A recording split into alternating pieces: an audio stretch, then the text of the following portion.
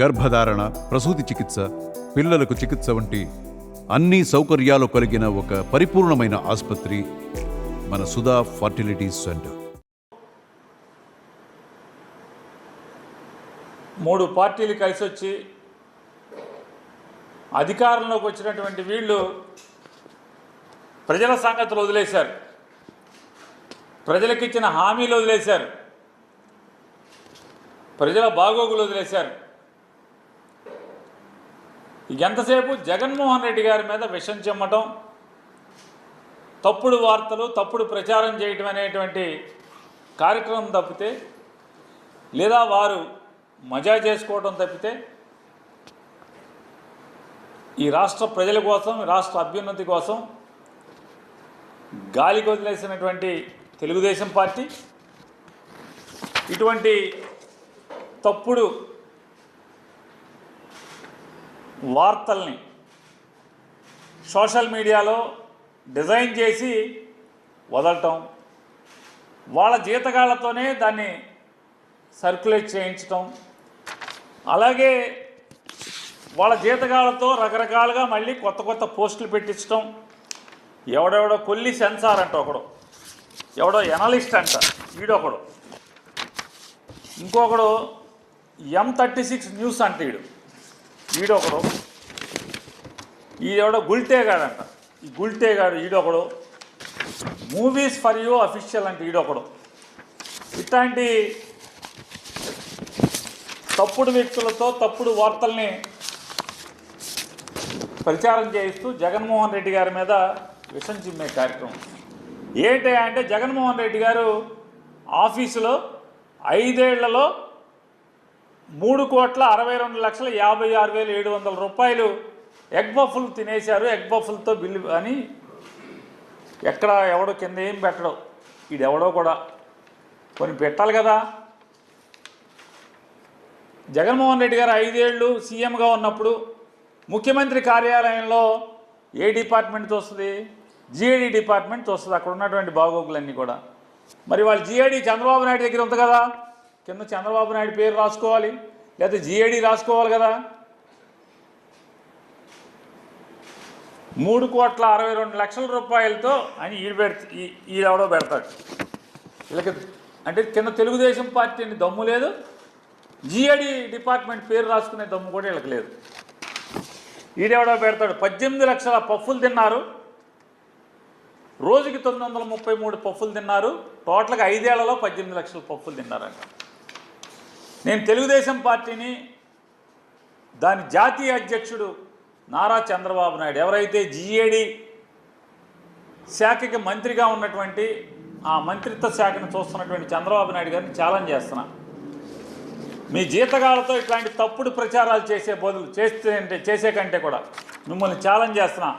ఆ శాఖ మంత్రి కూడా మీరే కాబట్టి, ఎస్ మీ దగ్గర ఇదే నిజమైతే రండి బయట పెట్టండి. మీ పొద్దులు మీ దగ్గర ఉంటాయి కదా.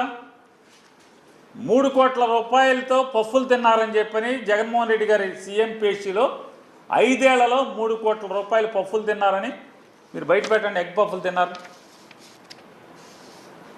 మీలో నిజాయితీ ఉంటే, మీలో చిత్తశుద్ధి ఉంటే, నిజంగా చిత్తశుద్ధితో కూడినటువంటి నీతివంతమైన రాజకీయాలు మీరు చేస్తుంటే, ఈ తప్పుడు వార్తలు కాదు. మీరు జిఐడి మంత్రి హోదాలో ఒక్క ఆధారం అన్నా, మేము 5 ఏళ్ళు ముఖ్యమంత్రి కార్యాలయాలు తిరిగాం, పఫ్ అనేది మేము ఎప్పుడు చూడాల.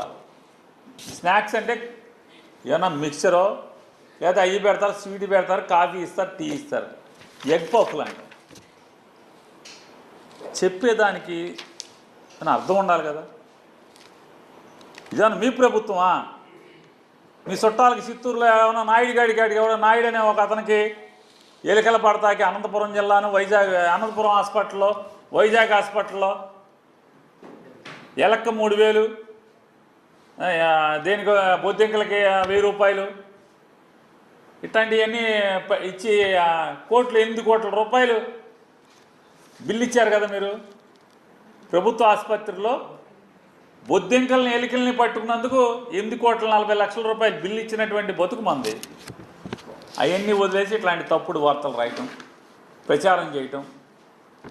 నిజంగా మీకు లోకేష్ నాయుడు గారిని కూడా నేను ప్రశ్నిస్తున్నాను, ఛాలెంజ్ చేస్తున్నాను.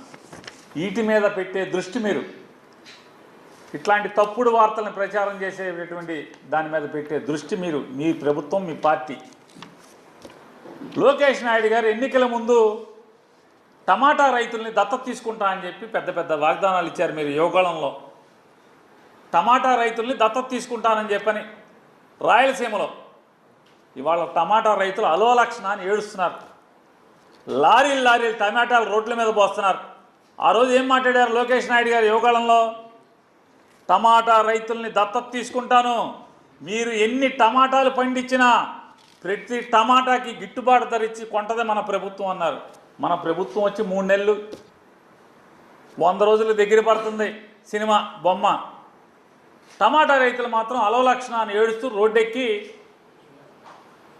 మార్కెట్ రైతు బజారులో మార్కెట్ యార్డుల్లో ధర్నాలు చేస్తున్నారు. రోడ్ల మీద లారీలు లారీలు టమాటాలు గిట్టుబాటు ధర లేదని చెప్పని పారబోస్తున్నారు.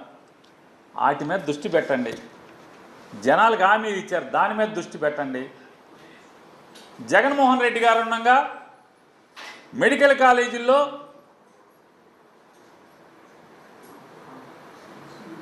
100కి 10 సీట్లో 15 సీట్లో సెల్ఫ్ ఫైనాన్సింగ్ కింద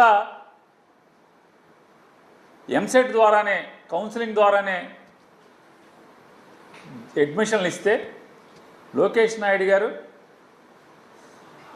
దళితులకి, బీసీలకి, మైనార్టీలకి సీట్లు పోయినాయి, జగన్మోహన్ రెడ్డి అమ్ముకుంటున్నాడని చెప్పి మాట్లాడిన మీరు ఇవాళ కాలేజీలని ప్రైవేట్ పరం చేస్తున్నారు. మరి దళితులకి, బీసీలకి, మైనార్టీలకి, ఎస్సీలకి మెడికల్ కాలేజీ డాక్టర్లు అక్కర్లేదా మీ గవర్నమెంట్లో? పేద దళితులు, బీసీలు, ఎస్సీలు, మైనార్టీలు మెడికల్కి సీట్లు అక్కర్లేదా? చదువుకో అక్కర్లేదా? 15,000 రూపాయలు సంవత్సరానికి ఫీజు కట్టి చదువుకో అక్కర్లేదా? నిధులు చెప్పారు కదా మీరు, వాటి మీద దృష్టి పెట్టండి. అధికారం లేనప్పుడేమో అరిచేతిలో వైకుంఠం చూపిస్తారు, అధికారం పోయిన తర్వాత ఏమో ఎక్కడ నాకు ఇస్తున్నారు జనాల్ని. వాటి మీద దృష్టి పెడితే మెడికల్ కాలేజీకి మనం ఇట్లా వాగాం కదా, ఇవాళ ప్రైవేట్ వాడికి మెడికల్ కాలేజీలు ఇస్తే తప్పు కదా?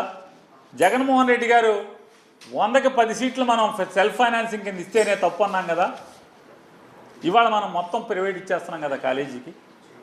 టమాటా రైతులు దత్తత తీసుకుంటానని చెప్పాం కదా, ఏం దత్తత? గవర్నమెంట్ వచ్చి 90 రోజులు అయిపోతుంది కదా, ఏ దత్తత ఎందుకు తీసుకోరా అంటున్నా. మీ కార్యకర్తలకు పదవులు వేయటం, వైఎస్ఆర్ కాంగ్రెస్ పార్టీ వాళ్ళని కూనీలు చేయటం, వైఎస్ఆర్ కాంగ్రెస్ పార్టీ వాళ్ళని హత్యా ప్రయత్నాలు చేయటం, వైఎస్ఆర్ కాంగ్రెస్ పార్టీ వాళ్ళు